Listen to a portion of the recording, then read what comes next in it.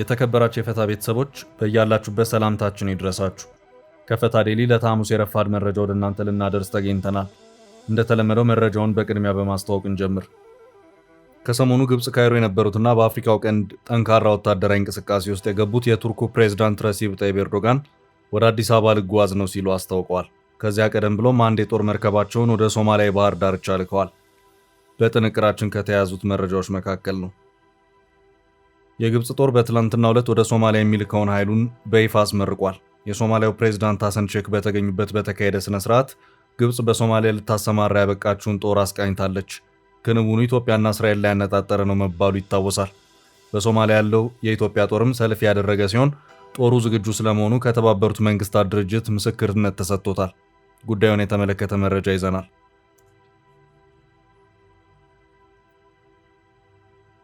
በህወሓት ታጣቂዎች ወታደራዊ እንቅስቃሴ ከቀያቸው የተፈናቀሉት 60 ሺህ የሚሆኑ የራያ ዜጎች ድረሱልን እያሉ ነው። በረፋዱ ጥንቅራችን ከተያዙት መረጃዎች መካከል አንዱ አድርገነዋል። የውጭ ምንዛሬ ገበያውን ግልጽና ቀልጣፋ ለማድረግ ያለሙ በርካታ ማሻሻያዎች ይፋ ተደረጉ።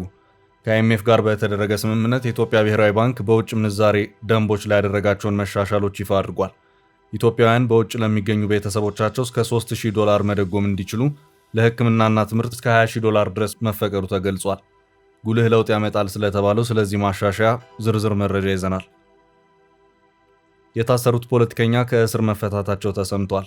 የአመራሩን እስር ተከትሎ ፓርቲው በይፋ ተቃውሞውን ካሰማ በኋላ ፖለቲከኛው ተለቀዋል። ዝርዝር መረጃውን እናደርሳለን።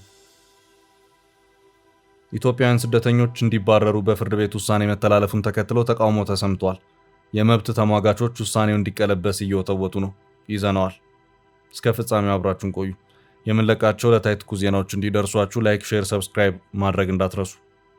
በተደጋጋሚ ገንብቶ በማስረከብ በደንበኞቹ የተመሰከረለት ዳኮርድ ሪል ስቴት አሁን ደግሞ በመሃል አዲስ አበባ ጀሞ አንድ የሚገኘው ሳይት ላይ ግንባታ ሂደታቸው 40% የደረሱ በአንድ ዓመት ብቻ የሚረከቧቸውን አፓርትመንቶች ከ70/30 የባንክ ብድር ጋር አቀረበላችሁ።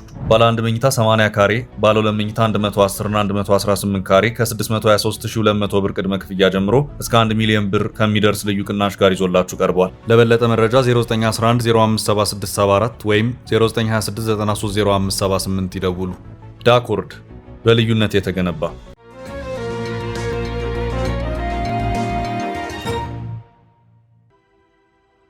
ከካይሮ መልስ 4 ኪሎ ሊመከር ነው። ከሰሞኑ በካይሮ ቆይታ ያደረጉት የቱርኩ ፕሬዝዳንት ረሲብ ጠይብ ኤርዶጋን ወደ አዲስ አበባ ጉዞ ሊያደርጉ መሆኑ ታወቀ። ጉዞው ከኢትዮጵያ መንግስት ጋር ዘርፈ ብዙ ጠንካራ ግንኙነቶችን መስርታለች የተባለችውን የተባበሩት አረብ ኤምሬትን ጭምር ያካትታል። ኤርዶጋን ካይሮ ላይ መክረውና ዘክረው እንዳበቁም የግብፁ ፕሬዝዳንት አብዱልፈታህ አልሲሲ እሳቸውን ከሸኙ በኋላ በአፋጣኝ ወደ ተባበሩት አረብ ኤምሬትስ አቡዳቢ አምርተው ነበር። በዚያም ከተባበሩት አረብ ኤምሬትስ ፕሬዝዳንት ሼክ መሐመድ ቢን ዛይድ አልናህያን ጋር የመከሩበት ሁኔታም ታይቷል። አልሲሲ ከተባበሩት አረብ ኤምሬትስ እንደተመለሱ ደግሞ ኤርዶጋን እኔም ወደዚያው እጓዛለሁ ብለዋል። አሁን እየታየ ባለው የአፍሪካው ቀንድ የዲፕሎማሲ ሂደት ጋር በተያያዘም የሳውዲ አረቢያ የውጭ ጉዳይ ሚኒስትር ልዑል ፈይሰል ቢን ፈርሃን አልሳዑድ በትናንትናው ዕለት አዲስ አበባ ተገኝተው ከጠቅላይ ሚኒስትር አብይ አህመድ ጋር የመከሩ መሆኑ አይዘነጋም። አሁን ደግሞ ፕሬዝዳንት ኤርዶጋን አዲስ አበባ እገኛለሁ ብለዋል። የዜናው ምንጭ የሆነው የቱርኩ የዜና ወኪል የሆነው አናዶሉ እንዳመለከተው ከሆነ ፕሬዝዳንቱ ወደ ኢትዮጵያ የሚጓዙት በመጪው ሳምንት መጀመሪያ ላይ ነው። ቱርክ ከተለያዩ ሀገራት ጋር ካሏት ግንኙነቶች ጋር በማያያዝ ፕሬዝዳንቱ ማብራሪያ በሰጡበት ወቅት በመጪው ሳምንት ወደ ተባበሩት አረብ ኤምሬትስና ኢትዮጵያ ጉዞ አደርጋለሁ በማለት መናገራቸውን ዘገባው አመልክቷል። ፕሬዝዳንቱ ወደ ኢትዮጵያ ጉዞ የሚያደርጉት የአፍሪካው ቀንድ ቀጠና በበርካታ የመካከለኛው ምስራቅ ሀገራት ተዋናይነት ከባድ ውጥረት ውስጥ በገባበት ሁኔታ ነው። የሶማሊያን ጉዳይ አትንኩብኝ የሚሉት ፕሬዝዳንቱ እስራኤል ከሶማሊያ ተገንጥላ ራስ ገዝ ለሆነችው ሶማሊላንድ የሰጠችው ሀገራዊ እውቅና ከፍተኛ ንዴት ውስጥ ከቷታል። በዚህም ቱርክ በሶማሊያ ያላትን ወታደራዊ እንቅስቃሴ ያጠናከረች ሲሆን ግብጽም የቱርክን ፈለግ በመከተል ጠንከር ያለ በአየር ኃይልና በሜካናይዝድ ጭምር የታገዘ እግረኛ ሰራዊትን ወደ ሶማሊያ ላስገባ ነው በማለት ከሰሞኑ ያዘጋጀችውን ጦር ይፋ አድርጋለች። በዚህ ሂደት ውስጥ ደግሞ ከሳምንት በፊት ካይሮ ላይ መከሩት ኤርዶጋን አሁን ደግሞ ቀጣይ ምክሬ አዲስ አበባና አቡዳቢ ነው ብለዋል። ኤርዶጋን ወደ ኢትዮጵያ ጉዞ ለማድረግ አቅደው የነበረው የፈረንጆቹ 2024 ተጠናቆ 2025 መግቢያ ላይ ነበር። በጊዜውም ፕሬዝዳንቱ በኤክስ ማህበራዊ ትስስር ገጻቸው ላይ ባጋሩት መልእክት በአዲሱ 2025 ባሉት 2 ወራት ጊዜ ውስጥ ኢትዮጵያንና ሶማሊያን ጎበኛለሁ ሲሉም ነበር ያስታወቁት። ሆኖም ይህ ሳይሆን ዓመት ያለፈው ሲሆን በአሁኑ ሰዓት የእስራኤል ለሶማሌላንድ ሀገራዊ ዕውቅና መስጠቷን ተከትሎ ሶማሊያን ማዕከል ያደረገው የአፍሪካው ቀንድ ፖለቲካ በተጋጋለበት በዚሁ ወቅት ወደ አዲስ አበባ ጉዞ ላደርግ ነው ማለታቸውን አናዶሎ የዜና ወኪል አስታውቋል። ቱርክ ከሶማሊያ ጋር እጅግ የጠበቀ ግንኙነት ያላት ሀገር ስትሆን እስራኤል ለተገንጣዩ ራስ ገዝ ሶማሌላንድ ሀገራዊ ዕውቅናን መስጠቷ ክፉኛ ብስጭት ውስጥ ከቷታል። በዚህም እስራኤል በዚሁ ዙሪያ መግለጫ እንደሰጠች ከባድ አፋጣኝ ተቃውሞ ያሰማችው ቱርክ እስራኤል በሶማሌላንድ ወታደራዊ ቤዝን ለማቋቋም እየተንቀሳቀሰች ነው በሚልም በቅርቡ በሶማሊያ በአየር ኃይልና በባህር ኃይሉ አማካይነት የተጠናከሩ እንቅስቃሴዎችን እያደረገች ትገኛለች። ኤርዶጋን የአዲስ አበባውን ጉዞ ከማድረጋቸው ቀደም ብሎ ቲሲጂ ሳንክታር በመባል የምትታወቅ የሀገሪቱን ግዙፍ የጦር መርከብ ወደ ሶማሊያ ባህር ዳርቻ ልከዋል። ዓላማውም የሶማሊያን የባህር ኃይል አቅም ማሳደግና ማዘመን ነው ተብሏል። ቱርክ ከዚያ ቀደም ብላ አሜሪካ ሰራሹን ኤፍ-16 ተዋጊ ጀትን ወደ ሶማሊያ ምድር ያስገባች መሆኑ የሚታወስ ነው። ከሶማሊያ ጋር ዘርፈ ብዙ ጥብቅ ግንኙነቶች ያሏት ቱርክ ለሶማሌላንድ ሀገራዊ ዕውቅና የሰጠችውን እስራኤል በሶማሌላንድ የባህር ዳርቻዎች ወታደራዊ ቤዝ ልታቋቁም ነው ስጋት ውስጥ በመግባቷ ከተወሰኑ ጊዜያት ወዲህ በሶማሊያ የሚገኘውን ወታደራዊ አቅሟን እያፈረጠመች ትገኛለች። የፖለቲካ ተንታኞች የእስራኤል ወደ አፍሪካው ቀንድ መሳብ ቀጠናውን የተለያዩ ባላንጣ ኃይሎች የውጥረት ማዕከል ያደርገዋል በሚል ስጋታቸውን እየገለጹ ይገኛሉ። ከሁለት ዓመት በፊት ኢትዮጵያ በሶማሌላንድ ሀገራዊ ዕውቅና ልሰጥ ነው በሚል ሶማሊያ ከኢትዮጵያ ጋር ውዝግብ ውስጥ በገባችበት ወቅት ኤርዶጋን በአደራዳሪነት በመግባት ሁለቱ ሀገራት በአንካራ የሰላም ስምምነት እንዲፈርሙ ያደረጉ መሆኑ የሚታወስ ነው። ኤርዶጋን ከሳምንት በፊትም በካይሮ በመገኘት ከግብፁ ፕሬዝዳንት አብዱልፈታህ አልሲሲ ጋር የመከሩበት ሁኔታም ታይቷል። ቱርክ ከኢትዮጵያ ጋር ያላትን ግንኙነት ጠንከር ያለውንም ታይቷል። ባለሀብቶቿ ከቻይናና ህንድ ባለሀብቶች በመቀጠል በኢትዮጵያ መዋለ ንዋያቸውን አፍስሰው እየሰሩ ይገኛሉ።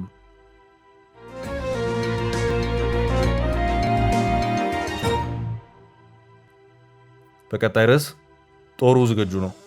በሶማሊያ ያለው የኢትዮጵያ ጦር ከተባበሩት መንግስታት ድርጅት የዝግጁነት ማረጋገጫ አገኘ። የግብፅ ጦር በትላንትናው ዕለት ወደ ሶማሊያ የሚልከውን ኃይሉን በይፋ አስመርቋል። የሶማሊያው ፕሬዝዳንት ሐሰን ሼክ በተገኙበት በተካሄደ ስነ ስርዓት ግብፅ በሶማሊያ ልታሰማራ ያበቃችውን ጦር አስቃኝታለች። ክንውኑ ኢትዮጵያንና ለሶማሌላንድ ዕውቅና የሰጠችው እስራኤል ላይ ያነጣጠረ ነው መባሉ ይታወሳል። እስከ 2026 ድረስ ወደ ሶማሊያ ተጠቃሎ መግባት ያለበት የሰላም አስከባሪ ጦር ብዛት እስከ 12000 የሚደርስ ሲሆን ግብፅ ከዚህ ውስጥ የአንበሳውን ድርሻ ለመያዝ ነው ከሶማሊያ ጋር የተስማማችው። ግብፅ ከሰላም አስከባሪ ጦር ውጪ ከሞቃዲሾ ጋር በፈረመችው የመከላከያ ስምምነት በርካታ ጦርም ታስገባለች። የግብፅ ጦር ወደ ሶማሊያ መግባት ሲጓተት ስንብቶች አሁን ላይ ካይሮ ዝግጅቴን ጨርሻለሁ ስትል ኃይሏን በአደባባይ አሳይታለች። ለኢትዮጵያ መልእክት ነው ለተባለለት የዚህ የጦር አሰላለፍ ታዲያ ከኢትዮጵያ በኩልም በሶማሊያ የጦር ዝግጁነት ትዕይንት ተከናውኗል። ለአዲሱ የሶማሊያ ሰላም ማስከበር እስከ 2500 ጦር የምታዋጣው ኢትዮጵያ ጦሯ ዝግጁ መሆኑን ያስመሰከረችው። በሶማሊያ ሃልገንና በለደወይን የሚገኘው የኢትዮጵያ ሰላም አስከባሪ ሰራዊት ወታደራዊ አቋሙን በተመለከተ ከተባበሩት መንግስታት ድርጅት ግምገማ የተደረገ ሲሆን በሶማሊያ የዩኤን ሶስ ኢንስፔክሽን ኃላፊ መሐመድ ዲያሎ ራሳቸው በተሳተፉበት ኢንስፔክሽን የኢትዮጵያ ጦር ዝግጁ መሆኑን ማረጋገጣቸውን የመከላከያ መረጃ አመልክቷል። ኃላፊው የኢትዮጵያ ሰራዊት ሁሌም ዝግጁ ሆኖ እንደሚጠብቅ አረጋግጠናል ብለዋል። ትጥቅና ንብረቶችም ሆነ የሰው ኃይሉ ለታለመው የሰላም ተልዕኮና ግብ እንዲመታ የኢትዮጵያ ጦር በጥሩ ተነሳሽነት ሲሰራ መቆየቱ የተገለጸ ሲሆን አሁንም ግዳጅ መወጣት በሚያስችል በጥሩ አቋም ላይ እንደሚገኝ ከኃላፊው ማረጋገጫ ተሰጥቷል። ኢትዮጵያ በሰላም ተልዕኮ ያላት የቀደመ ሚናዋ ላይ ለውጥ የተደረገ ሲሆን እንደ ሂራንና ጌዶ ባሉ ቁልፍ ክልሎች ላይ ብቻ የተወሰነ ቁጥጥር ይኖራታል። ኡጋንዳ 4500 ወታደሮች ስታዋጣ፣ ጅቡቲ 1500፣ ኬንያ 1400 እንዲሁም ግብፅ ለመጀመሪያ ጊዜ በምትሳተፍበት የሰላም ማስከበር ተልዕኮ 1000 ወታደሮችን ትልካለች። በተናጠል ከሞቃዲሾ ጋር ባላት የወታደራዊ ስምምነት ግን ከ5 እስከ 10000 ጦር ለመላክ መስማማቷ ይታወሳል። ከ17 ዓመታት በላይ በነበረው የሶማሊያ የሥራ ማስከበር አንድም ቀን ተሳትፋ የማታውቀው ግብፅ አሁን እጇን ያስገባችው በአባይ ግድብ ጉዳይ ከኢትዮጵያ ጋር ያላትን ቁርሾ አስታካ መሆኑ ይነገራል። ሞቃዲሾ ወደ ግብፅ ያመራችው ኢትዮጵያ ለሶማሌላንድ ዕውቅና ለመስጠት የመግባቢያ ስምምነት ከፈረመች ወዲህ መሆኑም ይታወሳል። እንደ ፑንትላንድ ያሉ ከፊል ራስ ገዛ አስተዳደሮች የግብፅን መምጣት ተቃውመው ሶማሊያ የእጅ አዙር ጦርነት መድረክ ትሆናለች ሲሉ አስጠንቅቀው ነበር። ፕሬዝዳንት ሐሰን ሼክ መሐመድ በኢትዮጵያና ግብፅ መካከል በትንሹ የ1000 ኪሎ ሜትር ርቀት እንደሚኖር ገልጸው ሀገራቸው የእጅ አዙር የጦርነት አውድማ እንደማትሆን መናገራቸውም እዚህ ይታወሳል።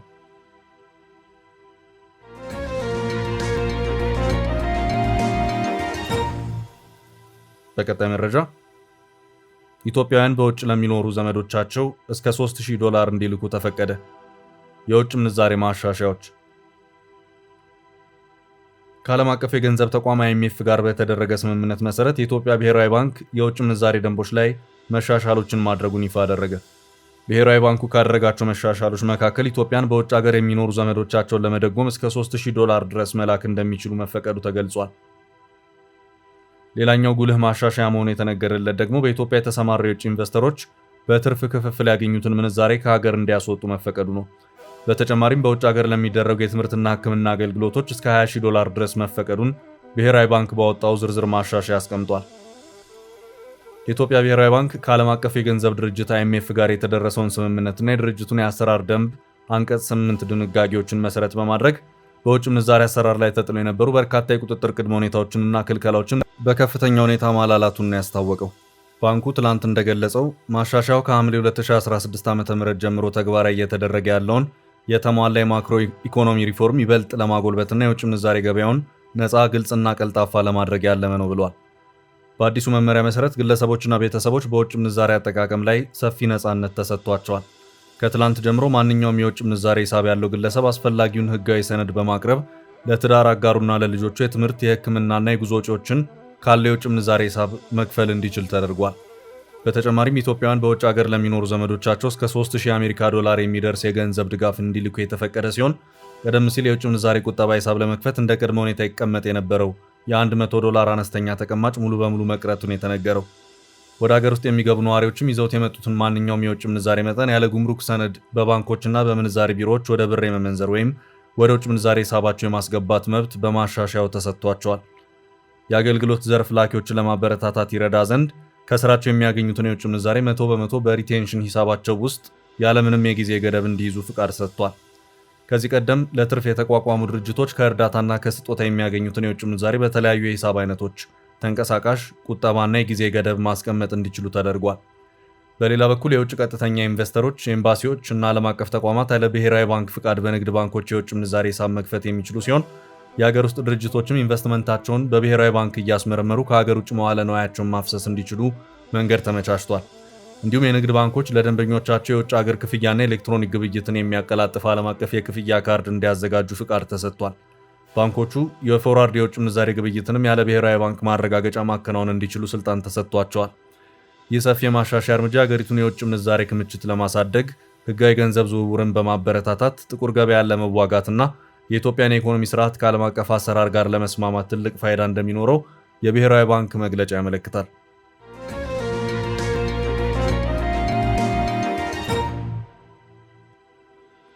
በቀጣይ መረጃ ኢትዮጵያውያን ስደተኞች እንዳይባረሩ ጥያቄ ቀረበ። ኢትዮጵያውያን ስደተኞች እንዲባረሩ በፍርድ ቤት ውሳኔ መተላለፉን ተከትሎ ተቃውሞ ተሰምቷል። የመብት ተሟጋቾች ውሳኔው እንዲቀለበስ እየወተወቱ ነው። የእስራኤል ከፍተኛ ፍርድ ቤት በሀገሪቱ የሚገኙ ኢትዮጵያውያን ስደተኞችን ወደ ሀገራቸው ለመመለስ የተላለፈውን ውሳኔ ማጽናቱን ተከትሎ የሰብአዊ መብት ተሟጋች ድርጅቶች ውሳኔው በአስቸኳይ እንዲታገድ ለሀገር ውስጥ ጉዳይ ሚኒስቴር ጥሪ አቅርበዋል። ተሟጋቾቹ ጥሪውን ያቀረቡት በኢትዮጵያ ያለው የጸጥታ ሁኔታ አሁንም እጅግ አሳሳቢና ያልተረጋጋ መሆኑን በመጥቀስ ነው።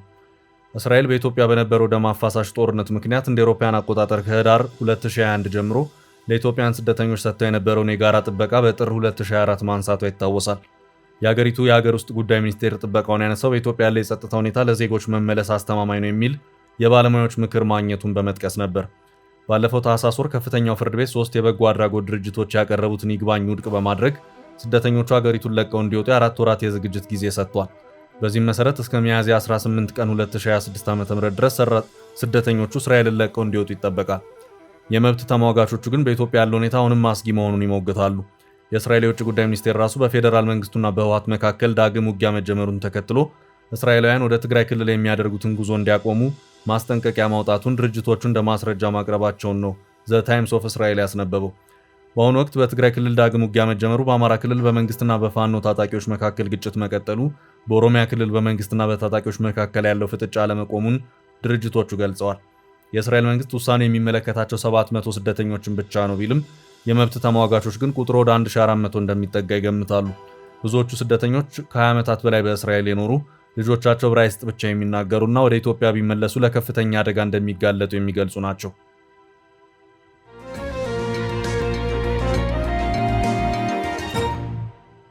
በቀጣይ መረጃ የራያ ተፈናቃዮች ተማጽኖ።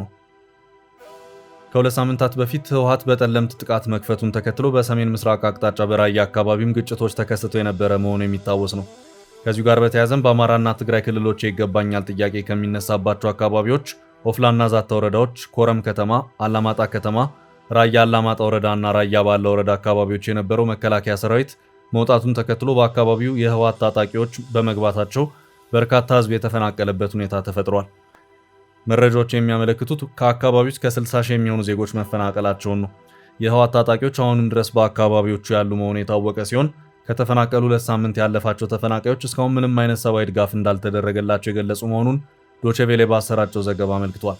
ተፈናቃዮቹ የፌዴራል ኃይሎች ከአላማጣ፣ ኮረምና ሌሎች የወሰንና የማንነት ጥያቄ ካለባቸው አካባቢዎች ከወጡ በኋላ በአካባቢው ካለው ውጥረትና ስርዓት በመሸሽ በቆቦ ከተማ የተሰባሰቡ ከ60 ሺህ በላይ የሆኑ ተፈናቃዮች ለከፋ የምግብ እጥረት መዳረጋቸውን የገለጹ መሆኑን ዘገባው አመልክቷል። በቆቦና አካባቢው በልመና የዕለት ምግባቸውን የሚሸፍኑ ተፈናቃዮች የረድኤት ተቋማት እየመጡ ቢጎበኙም ምንም ድጋፍ እንዳልተደረገላቸውም ለዶቼ ቬሌ ተናግረዋል። የሰሜን ወሎ ዞን አደጋ ስጋትና ስራ አመራር ጽህፈት ቤት ኃላፊ አቶ አለም ይመር በመንግስትና ረድኤት ተቋማት የሚደርሰው ድጋፍ ዘግይቶ ቢመጣም የቆቦና የአካባቢው ህዝብ ግን ለተፈናቃዮች አስፈላጊውን ድጋፍ እያደረገ ነው ማለታቸውን ዶቼ ቬሌ በዘገባው አክሏል። አወዛጋቢዎቹ አካባቢዎች በፌዴራል ኃይል ኮማንድ ፖስት ስር ሲተዳደሩ የነበሩ ናቸው።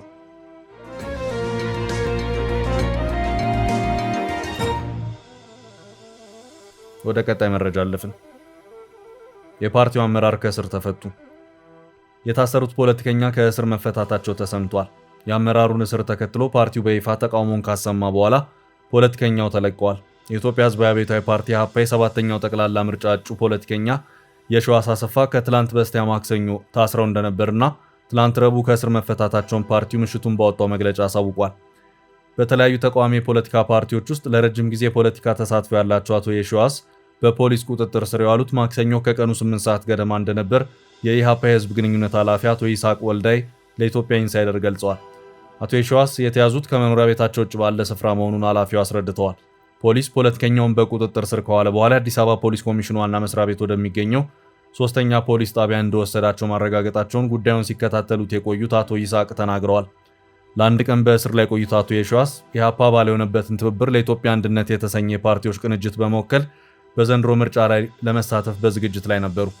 አቶ የሺዋስ በአዲስ አበባ ከተማ በሚገኝ የምርጫ ክልል ሊወዳደሩ መታጨታቸውንና ለዚህም በምዝገባ ሂደት ላይ መሆናቸውን የኢህአፓው ፕሬዝዳንት አቶ አብርሃም ሃይማኖት ለዘገባው ገልጸዋል።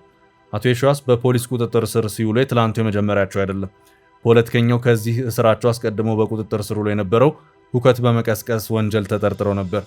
አቶ የሺዋስ ከአንድ ሳምንት እስር በኋላ የተፈቱት የመታወቂያ ዋስ በማስያዝ እንደነበር ይታወሳል። በግንቦት 2016 ዓ.ም የተከናወነው የአቶ የሺዋስ እስር በዚሁ ዓመት ህዳር ወር ላይ በአዲስ አበባ ከተማ ሊካሄድ ከነበረ ሰላማዊ ሰልፍ ጋር በተያያዘ እንደሆነ በወቅቱ ተገልጾ ነበር።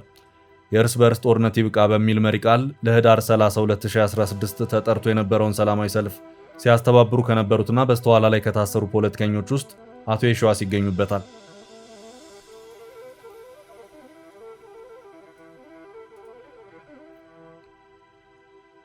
ውድ ቤተሰቦቻችን ለዛሬ ያዝንላችሁ ርዕሰ ጉዳዮች እዚህ ላይ ቋጨን። ላይክ፣ ሼር እና ኮሜንት በማድረግ ለቻናላችን ድጋፋችሁን መግለጽ እንዳትዘነጉ እያልን ከሌሎች መረጃዎች ጋር ደግመን እስክንገናኝ ቸር ያሰማን ስንል ተሰናበትን።